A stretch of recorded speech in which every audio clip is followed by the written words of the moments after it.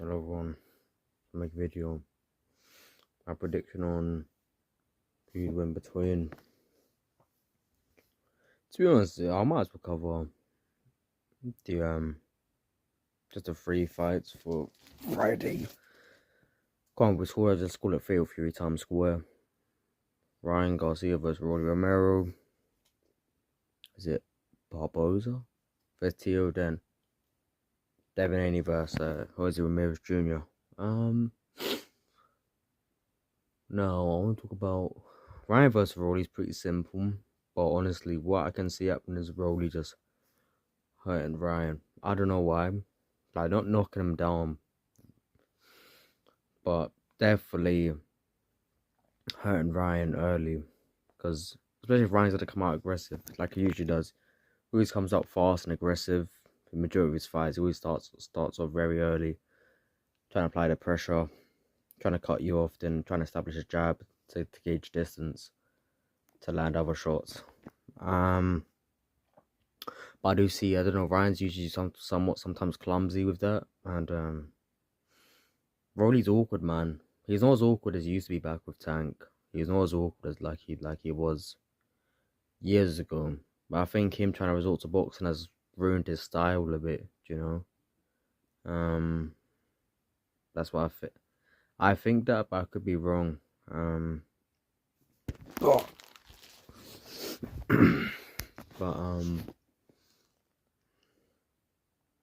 Damn, I should have put my light on. Regardless, I think Ryan's gonna catch Rolly. Rolly's guard is too wide when throwing shots, man. I think Ryan will throw a shot in between Rolly's guard while Rolly's throwing something.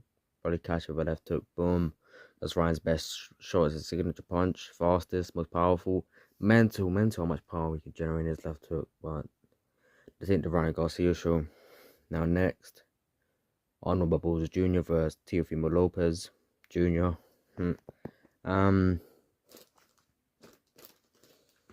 It's a hard one to choose, because I only really known Barboza when he fought Sean McCombs, the Irish fella, lanky 147-pounder.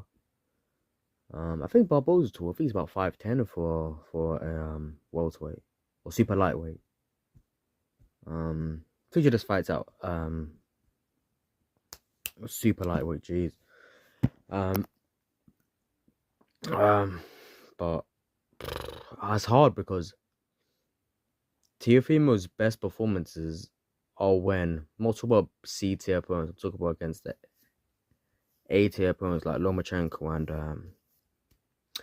Josh Taylor. Granted, people say Josh Taylor stayed at 140 for too long, which I agree. He looked quite, I don't know, Gollum-like, innit? Do you know what I mean? So,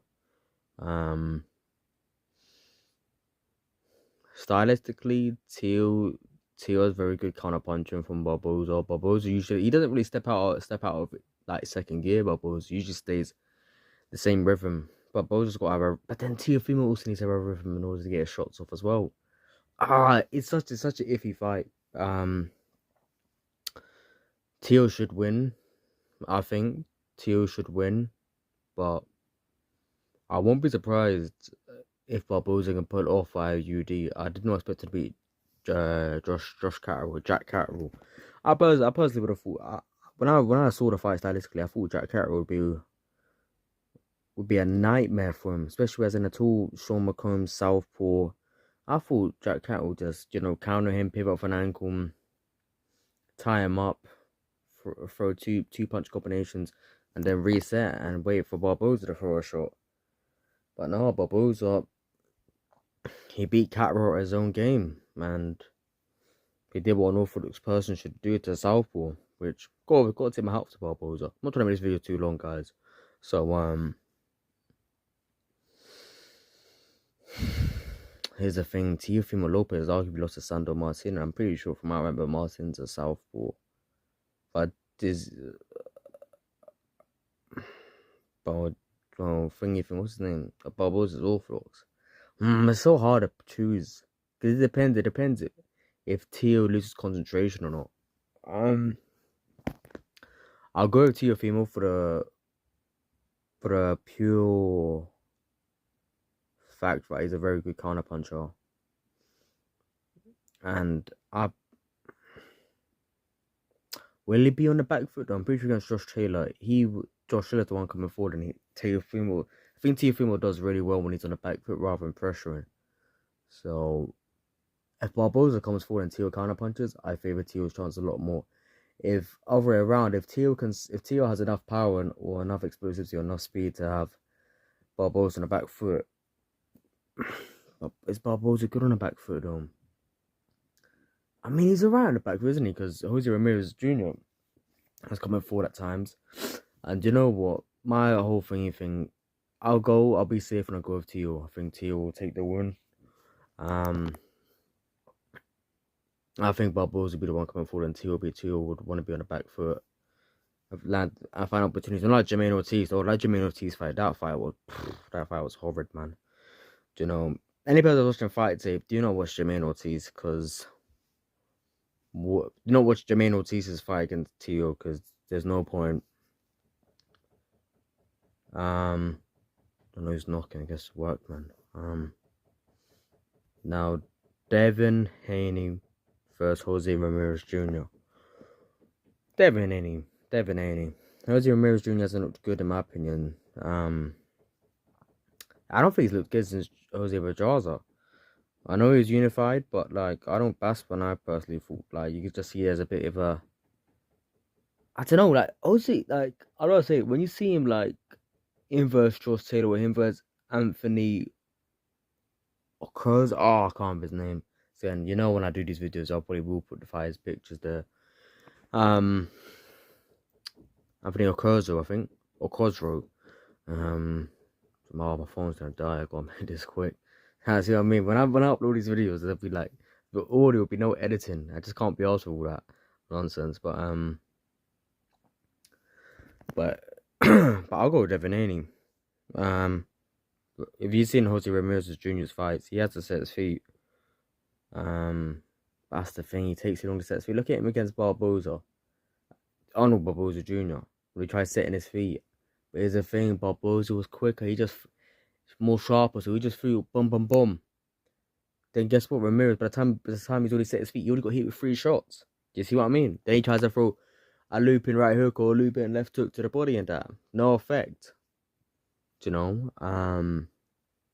Because why? Barboza got out of the way. I don't know if he did. He got hit by the skin of the glove. And what does Ramirez? What does Ramirez have? What does Ramirez have? He's got a decent jab, good left hook, proper good left hook, good body punching. You know, he reminds me now Manuel Navarrete, but just slower, bigger, slow, but with a better jab. No, that's a discredit to Jose Ramirez Jr. And he's a unified champion. I think Devin Haney, I think he'll just be too. If he gets a jab off, and if he and he's just fast. If he gets a jab off, and if he fixes that bow and arrow effect, right? Because Ramirez does like throwing a lead hook, not like Ryan, where like Ryan will always repeatedly throw it. Like he will throw it if he does see a exploit Devin's one rear hand. Whether that's a burn arrow effect or it drops slightly like a cold Froch. A cold Froch one, that one was awful the way he used to do it. But yeah, I think Devin Haney will just box him and keep Ramirez on the back foot, man. You know, if the Barboza can do it, Devin 100% can, and Devin's more slicker than Barboza. That's what I think. So I got Ryan K and Rolly probably around. I reckon it will go longer than people think. I reckon it will go around to around 7, around 8. Teo vs Barboza. Again, for me that's a 50-50 fight, depending. Teo's on the back foot counter punches. I reckon the chance being Barboza goes up. If he comes on the front foot, I don't know if he does as well. Because in my opinion, I don't think Teo does well on the front foot anyways. I think he always does well on the back foot. And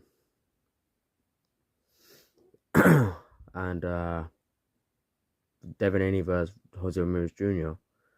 Got Devin Haney. I think Devin Haney's just going to UD him. Ramirez too slow. You know, has to properly set his feet in. And I reckon the way he throws his body shots, I reckon he's just asking to get caught by a sharp right hand, or uppercut on the way in. So that's my picks, guys. Don't want to make it too long. Don't want to go into proper detail because this ain't really like, what's it really go in proper detail? I could go in proper detail at Tio versus Barboza, but that's for you guys to give me thoughts. So please like and subscribe and give me your thoughts in the comment section. Peace.